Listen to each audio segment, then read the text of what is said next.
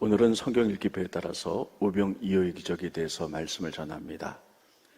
여러분들이 신앙생활 하면서 이 설교는 많이 들어봤을 것이고 성경을 읽으면서도 내용은 익히 아는 내용입니다. 예수님이 빈들에서 가르치실 때에 식량이 떨어지자 어린아이가 보리떡 5개, 물고기 2마리를 가지고 와서 예수님이 감사하시고 축사하신 다음에 떼어서 주니까 또 생기고 또 생기고 또 생겨서 그 많은 사람들이 다 먹었고, 그리고 부스러기를 모았더니 12바구니가 남게 되었더라 하는 이야기입니다. 여러분, 이 오병이어의 기적 이야기는 마태, 마가, 누가, 요한복음 네 복음서에 다 나옵니다. 그런데 약간의 차이가 있어요. 그래서 네 복음서에 오병이어의 기적 이야기를 다 묶어서 여러분들에게 말씀을 전할 텐데요. 여러분들이 읽으면서 조금 이렇게 건너뛰었던 부분들이 있을 거예요. 아주 소상히 말씀드리고 이 말씀을 통하여 하나님 우리에게 주신 교훈들을 2가지로 전하도록 하겠습니다. 오늘 말씀 들으면 이런 뜻이 있었구나 라고 여러분들이 새롭게 깨닫는 지혜가 있으시기를 바랍니다. 오병이어의 기적이 나오게 된 배경은 다음과 같습니다. 예수님께서 12명의 제자를 두 사람씩 선교 여행을 보냅니다. 그리고 그들이 돌아왔어요. 그리고 예수한테 보고를 하는데, 여러분, 얼마나 많은 사람들이 예수를 만나기 위해서 오는지, 제자들이 선교 여행을 갔다 왔으면 좀 밥도 먹고 쉬어야 될 텐데 쉴 틈이 없는 거예요. 그래서 예수님께서 너희가 좀 쉬어야 되겠다 하고 배를 타고 갈릴리 호수를 지나 벳세다로 갑니다. 너희가 여기서 좀 쉬고 밥도 먹어라. 그랬더니 그 많은 무리들이 그 동네 사람이거든요. 배를 타고 예수님과 제자들이 벳세다로 가는 모습을 보면서 막 걸어서 뛰어서 벳세다에 도착합니다. 그러니 제자들이 밥을 먹고 좀 쉬어야 되는데 많은 사람들이 몰려드니까 쉴 수가 없는 거예요. 저 같으면 이럴 것 같아요. 여러분, 오늘은 선교 여행을 다녀왔기 때문에 너무 피곤하고 지쳤습니다. 오늘 좀 쉬고 내일 오시면 제가 하나의 말씀 그리고 안수해서 병도 고치겠습니다. 그럴 것 같아요. 근데 예수는 그러지 않으셨어요. 그들을 보면서 목자 없는 양 같아서 마음이 긍휼을 베푸셨어요. 그래서 그들에게 가르치셨더라 이렇게 쓰고 있습니다. 스크린 보십니다. 마가복음 6장 34절에 보면 예수께서 나오사 큰 무리를 보시고 그 목자 없는 양 같음으로 인하여 불쌍히 여기셨어요. 그래서 이에 여러 가지로 가르치셨더라. 그들을 양으로 보셨는데요, 목자가 없는 양 이렇게 보셨다는 거예요. 여러분, 양은 굉장히 온순한 동물이죠. 근데 um이 납니다. 그래서 목자가 없으면요 길을 찾지를 못해요. 그래서 그 양을 목자가 없으면 그냥 가시덤불로 가서 갓에 찔리기도 하고 절벽으로 가서 떨어지기도 이렇게 합니다. 그런데 그 당시에 이스라엘 사람들이 목자 없는 양 같았다는 거예요. 그래서 그들이 인생을 어떻게 살아야 되는지 절망 중에 있었다는 겁니다. 그러면 그 당시의 상황은 어땠을까 하는 거예요. 그 당시의 상황이 어땠길래 이스라엘 그 민족이 목자 없는 양처럼 힘들고 어렵고 배회했을까 하는 겁니다. 그 당시 예수님 당시의 상황을 보면 정치적인 상황과 그리고 종교적인 상황이 굉장히 힘든 상황이었어요. 여러분, 한 나라에도 특별히 위정자들이 정치를 잘해야지 백성들이 평화를 누리며 살아갑니다. 근데 위정자들이 그렇게 하지 못하면 백성들이 늘 불안하고 힘들지요. 마찬가지로 그 당시의 정적인 상황이 이스라엘 민족은 로마의 지배를 받고 있었어요. 그거는 이스라엘 민족은 열심히 일해가지고 로마의 세금으로 다 빼앗겼습니다. 그리고 이스라엘 나라를 지키기 위하여, 다스리기 위하여 로마에서 파송한 본디오 빌라도가 총독으로 있었습니다. 그리고 분봉왕들이 있었어요. 그러니까 정치적인 굉장히 혼란스러운 시대였어요. 자, 이러니까 정적으로 불안하니까 그들이 목자 없는 양처럼 절망하고 참 삶이 의미가 없고 이랬습니다. 그런데 여러분, 이스라엘 민족은 종교적인 민족이에요. 그래서 하나님을 섬기며 믿음을 지탱해 나갔는데 그 당시에 이스라엘 민족을 종교로 이끌어 나가는 종교 지도자들도 다 타락했습니다. 여러분 그 당시에 성경을 보면 종교 지도자들이 두 그룹이 있었어요. 첫 번째는 사두개인들이에요. 두 번째는 바리새인들입니다. 따르겠습니다. 사두개인. 여러분 성경 읽다 보면 부활이 없다는 사두개인 이렇게 나옵니다. 이 사두개인은 누구냐면요, 종교적 가장 높은 위치에 있었던 사람들이에요. 이들은 대제사장 그룹이었어요. 그런데 그들이 자기 기득권 때문에 로마가 지배하고 있었잖아요. 로마의 정치인들과 야합을 할 수밖에 없었어요. 그래서 자기들의 기득권을 놓치지 않고 해서 이렇게 종교적인 타락이 일어납니다. 그래서 그들은 어떤 일들을 했나 보면, 그 당시에 많은 사람들이 성전에 제사 드리러 올 때 양이나 비둘기 같은 거 가지고 왔죠. 근데 그들의 관심은 돈이었어요. 그래서 이제 그들에게 세상적인 양, 동전을 갖고 올 수 없다. 성전 안에서 양을 사라. 그리고 성전에 세상의 동전으로 바꿀 수 없어요. 성전 세를 내고 성전의 동전으로 바꾸라. 그래서 폭리를 취했어요. 예수님이 너무 분노하셔가지고 그것을 엎으시며 채찍으로 때리고 내어쫓은 장면이 있지요. 이거는 종교적인 지도자들도 다 타락해갔고요. 이 사두개인은 성경 읽다 보면 부활이 없다는 사두개인. 그러니까 최고의 리더십들이 부활도 믿지 않고요, 천국도 믿지 않고 천사 이런 것도 믿지 않았어요. 다 타락했죠. 그런데 바리새인들은 이스라엘 민족을 정말 믿음으로 이끌어갔던 사람들입니다. 그런데 이들은 하나님을 좀 더 잘 믿기 위해서 율법 밑에 여러 가지 지킬 규칙들을 만들었어요. 근데 그 규칙들이 너무 엄해가지고 아무도 지킬 수가 없었고요. 그래서 그들은 앉아가지고 저 사람이 저 규칙을 지키나 안 지키나 이것만 봤어요. 그래서 규칙을 지키지 않으면 죄인이야 지적해내고 이렇게 했어요. 그래서 예수님이 그들을 뭐라 그랬냐면 회칠한 무덤이여 독사의 자식들아 이렇게 얘기했죠. 회칠한 무덤이라는 것은 뭐냐면 무덤이 이쁘게 보이기 위해서 하얗게 회색칠을 했어요. 겉으로는 이쁘지만 그 안에 들어보면 다 썩은 시체들이 있죠. 너희들이 그 율법을 지키라는 율법의 정신, 사랑은 다 잊어버리고 형식만 남아가지고 누가 저거 지키나 안 지키나 사람 정죄하고 이런 일만 난다는 거예요. 그래서 뱀들의 독사의 자식들 이렇게 얘기했죠. 그러니까 여러분 그 당시에 종교적인 지도자들도 다 타락하고 로마와 야합했고 그리고 물질에 관심이 있었고 그리고 다른 사람을 정죄하는데 바빴어요.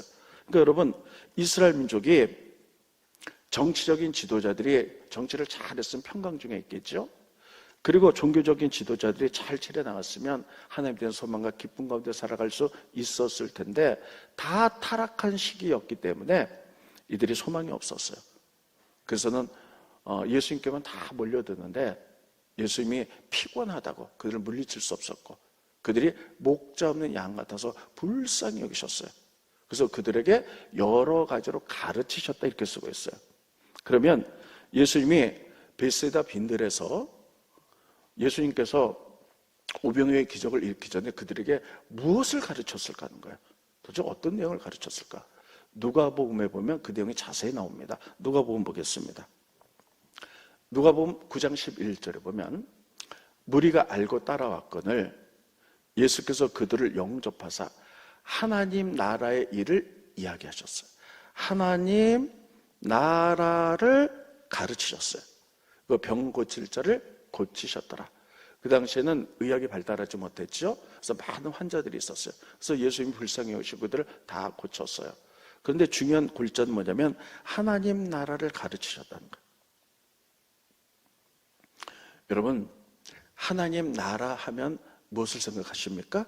제일 먼저 천국 생각하죠. 맞습니다. 우리들이 예수님을 믿는 목적은 구원받아 죽어서 천국 가기 위함이에요. 이것은 어떤 것이 온다 할지라도 이것은 변할 수가 없어요.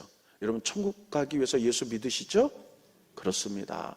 그러나 두 번째는요, 우리가 지금 예수 믿는데 죽는 날까지 나 예수 믿고 천국 갈 거야, 중요하긴 해도 이것만 할 수 없는 거죠. 그래서 예수님께서는 하나님의 나라를 가르치셨는데 이 하나님의 나라는 이 땅에서 하나님이 다스리는 나라야. 하나님이 통치하는 나라. 그러니까 여러분 성경에 보면 예수님은 주로 이것을 가르치셨어요. 그래서 예수님이 천국을 비유로 말씀하셔서 다 비유의 설교가 있죠. 거기서 그것은 하나님의 나라, 이 땅에 하나님이 다스린 나라를 다 말씀하셨어요. 그리고 예수님께서 돌아가신 지 3일 만에 부활하셨죠. 40일 동안 지상에서 보이시고서 40일 뒤에 하나님께 승천하셨는데, 그 부활하시고 천국 가시기 40일 동안에도 사도행전 1장 3절을 보면 하나님 나라에 대해서 제자들에게 집중적으로 가르치셨어요. 여러분, 예수님의 설교는 제일 중요한 것은 죽어서 죄 소금받아 천국 가는 것. 두 번째는 이 땅에 사는 동안에 하나님이 다스린 나라는 어떤 나라냐, 이것을 가르치고 경험하게 하셨어요. 여러분, 좀 전에도 얘기했지만 백성들이 목자 없는 양 같다 그랬어요. 그래서 세상의 지도자들, 종교지도자들에게 다 실망하고 그들이 방황하고 절망하고 고통 중에 있었어요. 근데 예수님이 그들에게, 이건 세상 나라죠? 지친 그들에게 불쌍히 여기사 하나님 나라를 가르치셨어요. 하나님 나라의 지도자는 누굽니까? 하나님이 통치하는 나라. 하나님이 통치하는 나라는요, 하나님이 다스리기 때문에 가장 완벽한 나라죠. 너희들이 이 땅에서는 이렇게 고통을 당하지만 하나님을 믿고 그분이 너희 왕이 되셔서 그들이 너희를 다스린다면 영원한 평강, 기쁨, 축복, 생명이 있을 것이야 라는 것들을 가르침으로 말미암아 절망 중에 있는 그들에게 소망을 주고 기쁨을 주고 생명을 주신 줄 믿으시기를 예수님의 이름으로 축원드리겠습니다. 여러분, 그렇죠? 지금 이 세상도 보면 정치적으로 굉장히 혼란스러워요.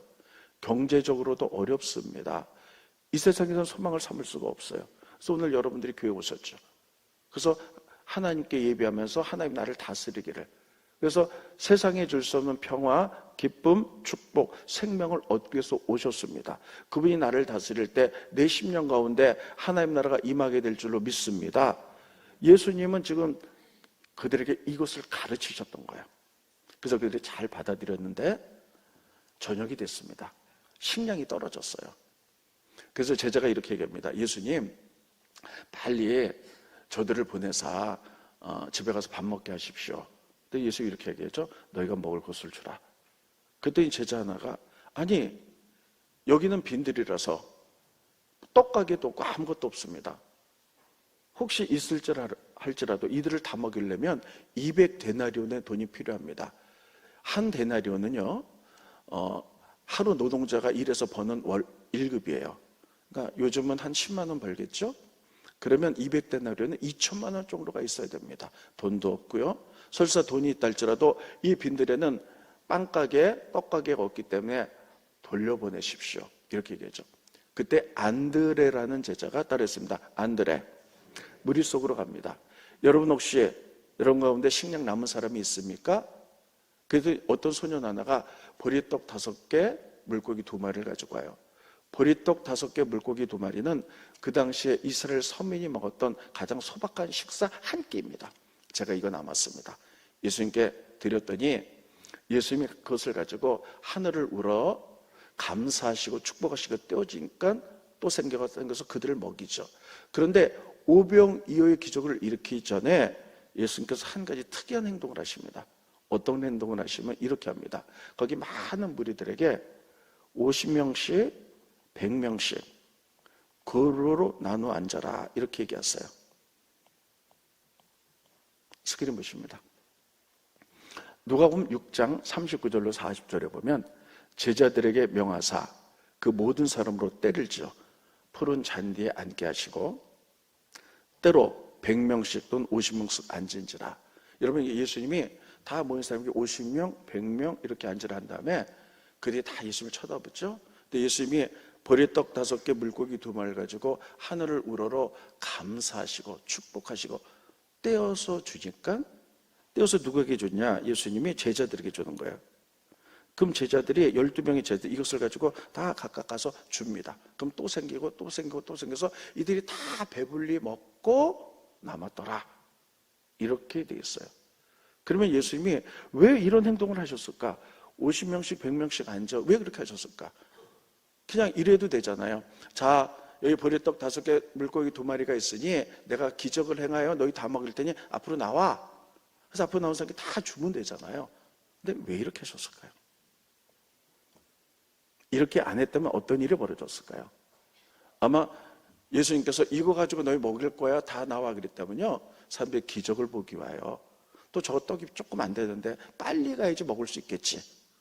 아마 사람들이 막 구름대처럼 막 몰려들어왔고요, 예수님이 떼서 주면 또 생기면 막 그거 구경하려고, 또 그거 더 먹으려고 한 2만 명이 모였는데요, 아마 달리기 잘하는 사람이 먹고 또 세척해서 또 먹고 또 힘센 사람이 와서 먹고, 아마 연약한 여자들이나 어린아이들은 먹지 못하고 소외되고 그랬을 거예요.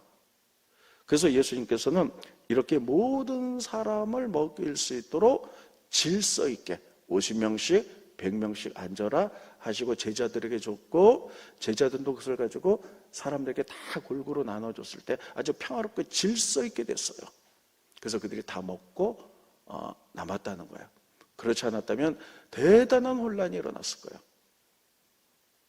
그 기적을 보려고, 서로 먼저 먹으려고. 지금은 돌아가셨지만 순복음교회 조용기 목사님 계셨어요. 근데 그분은 굉장한 치유의 역사가 일어났죠. 근데 제가 기도원 가서 그분을 뵀거든요. 근데 오살리 기도원 갔더니 집회가 끝나니까요, 딱 내려가시는데 보디가드가 6명이 딱 서요. 그래서 이렇게 딱 후에서 내려가시더라고요. 그때 저는 이런 생각을 했어요. 아니, 목사님이 무슨 대통령도 아니고 보디가드가 6명이 쓰나 그랬더니 그게 아니고요, 얼마나 그 순복음 기도원에는 환자들이 많이 와요. 그러니까 목사님, 조용기 목사님 옷이라도 한번 맞으면 나을 줄 알고요, 끝나면 다 달려드는 거예요. 그래서 보디가드들이 보호하지 않으면요, 이 옷이 다 찢어진다는 거예요. 여러분, 지금도 그러는데, 기도원에 몇천 명 모이는데도 그러는데, 예수님 당시에 수만 명이 모여서 다 굶주렸는데 작은 거 가지고 기적을 일으킨다 그러면요, 정말 구름대처럼 몰려들어서 무질서해갖고 서로 먹으려고 했고 서로 앞자리 차지하려고 이랬을 거예요. 예수님 이를 통하여 하나님의 나라는 무질서한 나라가 아니라 질서 있는 나라야 삶으로 가르치기 위해서 50명, 100명씩 탁탁 앉아서 전체를 향해서 이렇게 했다는 겁니다. 따라해 보겠습니다. 하나님의 나라는 질서의 나라다. 질서의 반대말은 무질서죠. 여러분, 질서가 없다고 생각해 보세요. 얼마나 세상이 혼란스럽겠습니까? 오늘도 예배 드리기 위하여 여러분들이 멀리서 오시면 차를 갖고 오셨을 거예요. 그런데 여러분, 교통 질서가 있으니까 여러분 안전하게 오셨어요.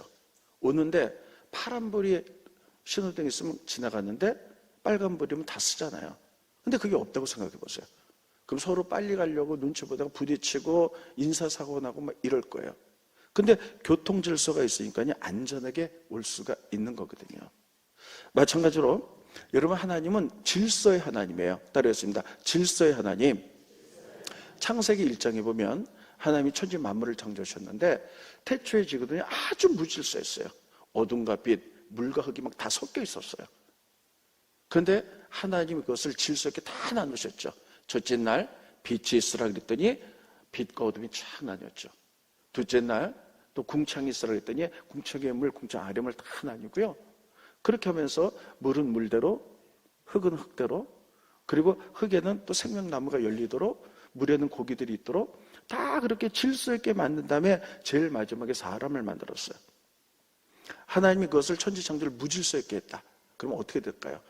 그냥 제일 존귀한 게 사람이니까 사람부터 만들어. 사람을 탁 만들었다면 땅도 없고 먹을 것도 없고 이러면 어떻게 살겠어요? 하나님 이렇게 질서의 하나님인 줄 믿으시기를 예수님 이름으로 축원드리겠습니다. 여러분, 이렇게 하나님의 나라는 질서예요. 그러나 세상 나라는요, 법과 질서가 있지만 잘 지켜지지 않죠. 그래서 유전무죄, 재판이 걸렸어도 돈 있으면 이기게 만들고 가난한 자는 지게 만들고 다 무질서하게. 그리고 지금 이 상황이 많은 사람들이 여러분 목자 없는 양같이 세상에 실망하고 세상에 목말라가지고 예수님께 왔는데, 예수님께서 하나님 나라는 이런 나라에 다 가르치면서요, 그리고 오병이어의 기적을 베풀 때도 질서 있게 해서 무질서했다면 몇 사람 먹고 다 막 서로 싸우고 난리가 났을 거예요. 이렇게 하면서 이것이 하나님의 나라야 라고 보여준 줄 기억하시길 바랍니다. 그래서 교회는요, 영적인 질서가 있어야 돼요. 이런 것들을 우리에게 삶으로 보여주셨어요. 그리고 질서를 지킬 때 그 많은 사람들이 배불리 다 먹고, 그리고 12바구니가 남았다는 거야. 여러분, 이것이 마태, 마가, 누가, 요한복음을 통해서 다 있는 오병이어의 모든 이야기입니다. 저는 이 이야기를 통해서 오늘 간단하게 두 가지로만 말씀을 전하도록 하겠습니다. 첫째, 본 말씀 보면 안드레가 나와요. 안드레는 예수님의 제자예요. 근데 성경을 읽다 보면 예수님의 12제자들이 활동한 이야기가 많이 나옵니다. 근데 안드레라는 제자는 이름은 있는데 무슨 활동했다, 어떻게 숨겼다, 이런 얘기가 하나도 없어요. 근데 요한복음에 보면, 그리고 보면요, 안드레의 활동이 나오는데 안드레는 일이었던 사람이에요. 안드레는 주로 어떤 일을 했느냐? 예수님이 계시고요, 여기 사람이나 사건이 있어요. 그럼 그 중간에서 안드레가 그 사람이나 사건을 예수님께 연결해 준 사람이에요. 그래서 그 문제가 해결되게 만들었고, 그 사람이 제자가 되게 만들었고, 이랬던 사람입니다. 오늘 본 말씀도 지금 빈들에서 먹을 것이 없어요. 다른 제자들은 뭐 어쩔 줄 모르고 있는데 안드레가 사람들 틈에 들어가서 이렇게 얘기합니다. 여러분 가운데 먹을 것이 있는 사람이 있습니까? 그때는 어떤 어린 소년이 보리떡 5개, 물고기 2마리가 있습니다. 그것을 가지고 안드레는 예수님께 가지요. 예수님이 그걸 가지고 기적을 일으키시는 거죠. 예수님과 사람인 어떤 사건 사이에 중간에 항상 안드레가 있었어요. 스크린 보십니다. 요한복음 6장 8절로 9절에 보면 제자 중 하나, 곧 시몬 베드로의 형제 안드레가 예수께 여쭤오되, 여기 한 아이가 있는데 보리떡 5개, 물고기 2마리를 가지고 있나이다. 그러나 그것이 이 많은 사람에게 얼마나 되겠습니까? 하고 연결하죠. 안드레는 항상 이렇게 어떤 큰 일을 행했다는 말은 없어요. 근데 예수님과 사람의 중간에 서서 사람을 예수님께 인도하든지 어떤 문제를 예수님께로 갖고 와서 해결하든지 이런 중간의 역할을 했습니다. 여러분, 특별히 안드레는요, 성경에 보면 세례 요한의 제자였어요, 처음에. 근데 예수님을 만났거든요. 그러니까 그가 구세주라는 걸 깨달았어요. 그래서 그가 제일 했던 것은 뭐냐면 자기 형제 베드로를 복음 전합니다. 내가 메시아를 만났어 하고 베드로를 예수님께 연결합니다. 그래서 베드로는요, 나중에 예수의 큰 수제자가 돼서 엄청난 일을 하지만, 안드레는 무슨 일을 했다는 일은 없지만 이렇게 사람을 연결하는 일을 했다는 거예요. 스크린 보십니다. 요한복음 1장 40절로 41절에 보면 여기서 요한은 세례 요한의 말을 듣고, 예수를 따르는 두 사람 중에 하나는 시몬 베드로의 형제 안드레라. 안드레가 예수님의 제자가 됐죠.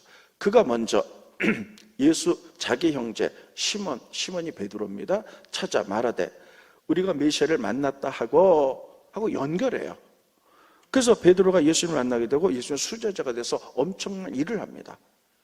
이렇게 안드레는 항상 예수님과 어떤 사람, 예수님과 또 어떤 사건에 항상 연결하는 역할을 했어요. 하나 더 나옵니다. 예수님 집회하실 때 헬라 사람, 그리스 사람 몇 사람이 예수를 만나길 원했어요. 그래서 그들이 빌립을 찾아갑니다. 그래서 예수 만났으면 좋겠다. 그럼 빌립이 예수님께 말하면 되잖아요. 이 사람이 예수님 만나기 원합니다. 만나 주십시오. 그런데 빌립은 엉뚱한 행동을 합니다. 이 빌립이 안드레를 찾아가요. 그래서 저 사람들이 예수 만나기 원하는데 어떻게 할까? 그래서 빌립과 안드레가 예수님과 연결해줘서 이들이 예수 믿는 장면이 나옵니다. 스크린 보십니다. 요한복음 12장 20절로 22절에 보면 명절에 예배하러 올라온 사람 중에 헬라인, 그리스인이 몇 사람이 있는데 그들이 갈릴리 베세다 사람 빌립에 가서 청하 이르되 선생이여 우리가 예수를 뵙고자 합니다. 그럼 빌립이 예수님 소개하면 되잖아요. 하니 빌립이 안드레에게 가서 말하고 안드레와 빌립이 예수께 가서 여쭈니 이렇게 연결을 해요. 이것을 통해서 깨닫는 것은요, 안드레는 항상 중간에 있었던 사람이에요. 안드레는 성경에 보면 그 어떤 일을 했다, 큰 역사를 이뤘다 말은 없어요. 근데 성경에 나타난 모습을 보면요, 항상 예수님과 어떤 사건을 연결해서 기적을 일으키거나 문제를 해결하거나 하나님, 예수님과 어떤 사람을 주님께로 인도하는 역할, 그래서 이 사람들이 예수를 믿고 큰 역사를 이룬 역할을 한 것을 알 수가 있어요. 저는 이것을 보면서요, 우리는 모두 예수님의 제자지만 다 평범하죠. 우리는 베드로처럼 어떤 큰 일을 할 수는 없을지 모르겠어요. 그러나 우리는 안드레 같은 역할은 할 수 있을 줄 분명히 믿습니다. 여러분 주변에 우리가 전도해서 어떤 사람을 모셔다가 예수님께 연결하는 것, 여러분 그 사람이 나중에 베드로처럼 될지 바울처럼 될지 그건 아무도 모르는 거예요. 근데 우리는 미리 평가해버려요. 이 사람 안 돼. 그래서 전도도 안 해요. 그러나 우리가 생각지도 못했던 그 사람을 우리가 연결하면 예수님이 그를 훈련시키고 하나의 그를 변화시키면 그를 통해서 어떠한 일이 일어날지는 아무도 모르는 거예요. 여러분들의 자녀, 지금은 예수 안 믿지만 여러분들의 남편, 또 여러분의 직장의 동료들이 지금은 안 믿지만 여러분들이 그분을 예수님께 모시고 오면 나머지는 하나님 하실 거예요. 하나님이 그를 변화시키면 그분이 하나님 나라에서 어떤 일을 할지는 우리는 모르는 겁니다. 우리는 안드레 같은 역할은 할 수 있을 줄로 믿습니다. 저는 지난주에 이 설교를 묵상하면서 모세를 생각해 봤어요. 이런 모세가 대단한 하나님의 사람이잖아요.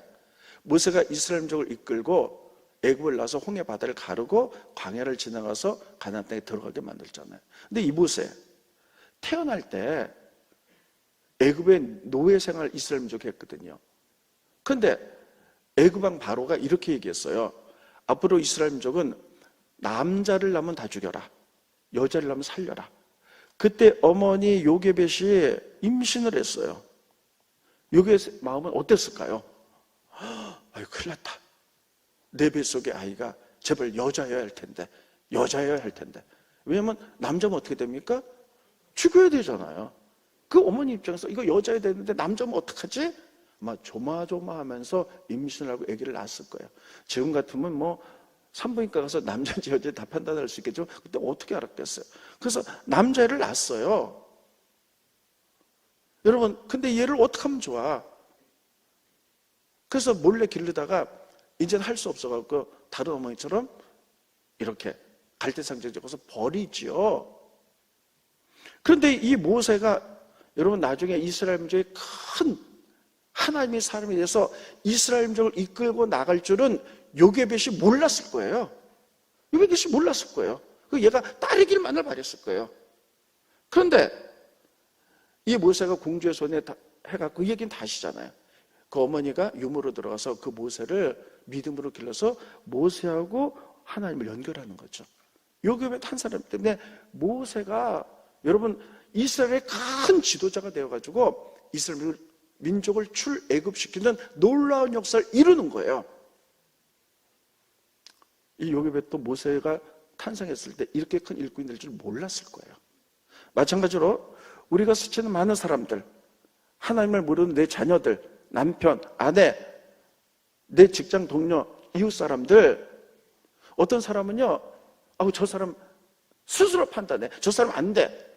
이건 내 판단일 뿐이에요. 근데 우리가 어떤 큰 일을 감당할 수 없다 할지라도 안드레처럼 되어서 그 심령을 전도해서 예수님께로 연결만 한다면 나머지는 하나님이 하실 것이고 하나님이 그를 통해서 모세 같은 사람도 나오게 될 줄로 믿습니다. 바울과 베드로 같은 사람도 나올 수 있는 거예요. 이 역할을 누구나 하게 될 줄로 믿습니다. 가을에는 우리가 전도하기 원해요. 그래서 우리는 계속 전도를 하죠. 그래서 수요일날 오후에도 전도하고 수요일날도 전도하고, 여러분 보시면 우리가 전도에 가을에 열매를 맺자.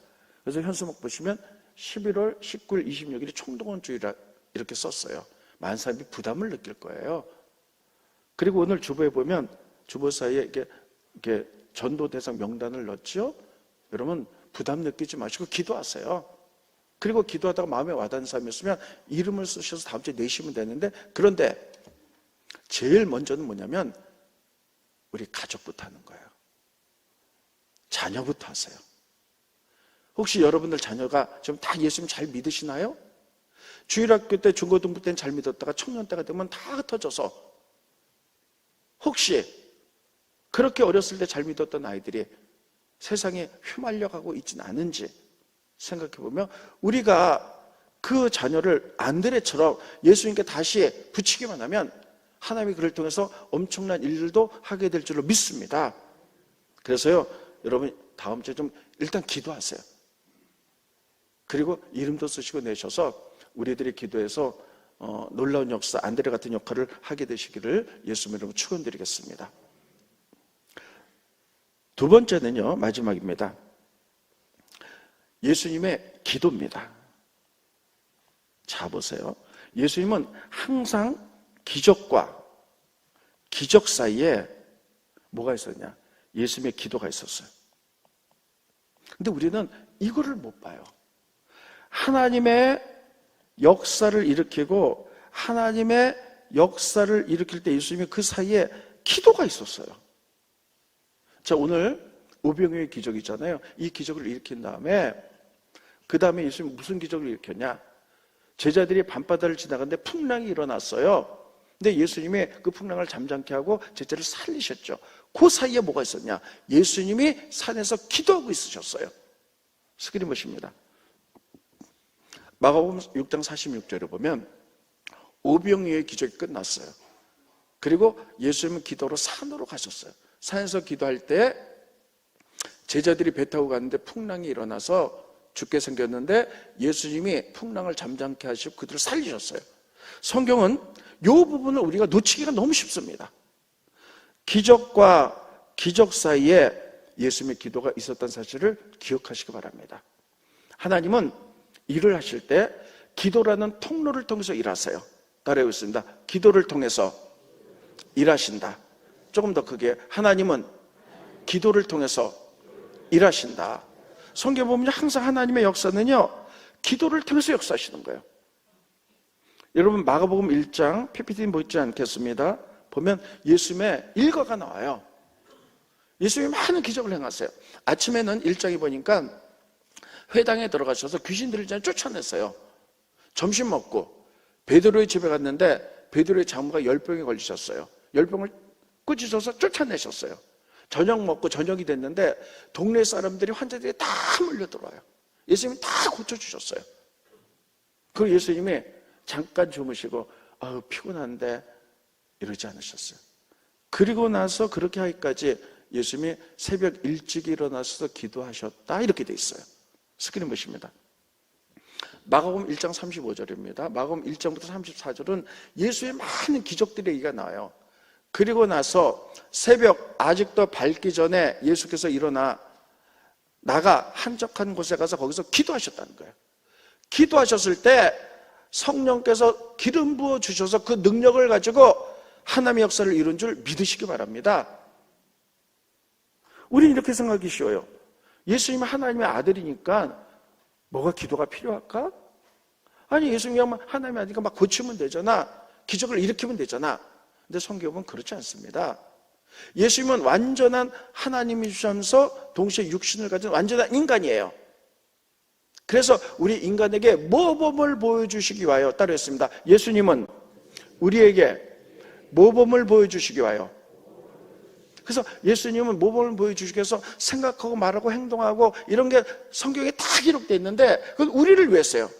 우리가 예수님 따라가는 거예요. 그래서 예수님 성경에 보면 이렇게 써 있어요. 너무나 중요한 기절입니다. 예수님이 병자 고치고 막 이렇게 한 것도 성령을 하나님께서 기름부터 부어주셨기 때문에 일을 했다고 쓰고 있어요. 스크린 보십니다. 사도행전 10장 38절에 보면 하나님이 나사렛 예수에게 성령과 능력을 기름부터 하셨음에 그 힘을 가지고 예수님이 도로 다니시며 선한 일을 행하시고 마귀에게 눌린 모든 사람을 고치셨다는 거예요. 자, 예수님 그냥 할 수 있어요. 그런데 예수님이, 다시 보세요. 예수님이 하나님께서 성령과 능력을 기름부터 하셨어요. 그래서 그 능력을 가지고 하나님의 기적과 사역을 하셨다는 거예요. 그러면 자, 줘보세요. 예수님이 가만히 있는데 성령과 능력을 부어주실까요? 아니요. 예수님이 기도하셨을 때 성령과 능력을 기름부터 부어주셔서 예수님이 그 힘을 가지고 기적과 하나님의 역사를 이뤄나갔어요. 하나님의 아들인 예수님도 그러셨다면 연약한 우리는 말할 것도 없습니다. 하나님의 역사를 이루시기 원합니까? 영혼을 구원하기 원합니까? 기적을 보기 원합니까? 성령이 역사에 될 줄로 믿습니다. 성령은 기도라는 통로를 통해서 역사하는 줄 믿으시기 바랍니다. 그래서 기도하셔야 되는 거예요. 그럼 예수님이 어떻게 하셨을까요? 여기까지 보겠습니다. 예수님의 기도의 모습. 하나님의 뜻을 이루기 위하여, 그 십자가 뜻을 이루기 위하여 예수님이 기도했던 모습입니다. 스크린 보시죠. 예수께서 힘쓰고 더욱 간절히 기도하시니 땀이 땅에 떨어진 핏방울같이 되었도다. 예수님이 기도하셨다 이렇게 써도 되는데 힘쓰고 애써 더욱 간절히 땀방울이 핏방울처럼 5개의 형용사를 썼어요. 기도하는데 최선을 다했다는 거예요. 하나님의 뜻을 이루기 위하여. 그냥은 되지 않는 거예요. 하나님의 뜻, 하나님의 역사, 기적과 능력을 이루기 위하여 이렇게 힘써서 기도했을 때 하나님께서는 성령과 능력을 기름부터 타사 예수님께서 그 기적을 이루시고 하나님의 뜻을 이룬 줄 믿으시기를 예수님의 이름으로 축원드리겠습니다. 예수님이 그랬다면 하나님께서는 이제는 하나님 나라를 우리에게 위임하셨어요. 그러면 연약한 우리가 어떻게 할 수가 있겠습니까? 따라해보겠습니다. 기도를 통하여 성령께서 기름 부어 주셔야만이 가능한 줄 믿습니다. 따라했습니다. 기도하자. 근데 여러분 왜 기도 안 하십니까? 정말 지금 기도해야 될 때이기 때문에 제가 여러분들에게 금요철에 오십시오 하죠. 많은 분들이 오세요. 또 많은 분들이 안 오세요.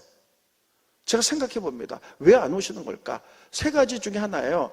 첫 번째는 너무 바빠서 정말 일들이 많았고 일을 너무 하니까 피곤해서 이해가 갑니다. 2번째, 영적으로 게을러서. 영적으로 게을러요. 그래서 안 오는 거예요. 3번째, 교만했어요. 셋 중에 하나예요. 내 힘으로 할 수 있다고 생각하니까 기도 안 하는 거죠. 여러분 어디에 속하십니까? 첫 번째, 너무 바쁘고 정말 바쁘고 그래서 정말 못 오는 분 계세요. 2번째, 교만해서. 3번째, 영적으로 게을러서. 여러분 어디에 속하십니까? 예수님도 하나님 나라를 세우기 위하여 애써서 최선을 다해서 피땀 흘려 기도하셨고 기적과 기적 사이에 하나님의 역사 사이에 이루기 위해서 기도하셨고 예수님도 그러셨는데 하나님 나라를 교회와 우리에게 부탁하셨는데 우리가 연약한 우리가 기도하지 않고 어떻게 일을 할 수 있냐는 거예요. 기도하시기 바랍니다. 아멘 크게 하세요. 기도하시기 바랍니다. 내가 혹시 영적으로 나태하진 않는지 뭐 기도한다고 돼? 영적 교만 떨리진 않는지 생각해 보시고요. 하나님이 우리 교회를 향하신 큰 뜻이 있어요. 요즘 기도를 많이 하다 보니까 지난주에도 뜻하지 않는 하나님의 형량의 역사가 일어났죠. 어떤 분이 저에게 철야 끝난 다음에 메시지를 주셨어요. 기도하는데 하나님이 이렇게 우리 교회가 나가길 원합니다라고 그분이 저에게 전달을 하셨어요. 맞는 얘기예요. 그것을 보면서 아 하나님이 드디어 시작하셨구나. 우리 교회 다시 영적으로 세우기 시작하는구나. 이런 걸 보면서요. 기도하지 않으면 일어나지 않는 일들이에요. 내려겠습니다. 기도하자. 다시 기도하자. 네. 여러분 기도하실 때 성령께서 역사한 줄 믿으시기 바랍니다. 기도하겠습니다. 고마우신 주님 은혜를 감사함을 드립니다. 오늘 오병이어의 기적에 대해서 숨어있던 이야기들을 풀었습니다. 하나님 우리가 그것을 깊게 볼 수 있도록 도와주시고 우리가 가을엔 전도하기 원하는데 우리가 하나님의 일꾼으로서 제자로서 베드로처럼 바울처럼 큰 일은 못한다 할지라도 안드레처럼 한 사람을 데려다가 예수님께 인도하게 할 수 있을 줄로 믿습니다. 우리가 그 역할을 감당할 수 있도록 축복하여 주시옵시고, 또 우리가 기도하기 원합니다. 예수님도 하나님 나라를 세우기 위하여 기도했을 때 성령으로 기름 부으사 그 뜻이 이루어졌던 것처럼 우리를 향하신 하나님의 뜻과 하나님의 계획을 이루기 위해서 기도할 때 성령께서 기름 부으사 우리를 그 일을 감당해서 잘했다 칭찬받는 저희들 되갈 수 있도록 축복하여 주시옵소서. 예수님의 이름으로 간절히 기도하옵나이다. 아멘.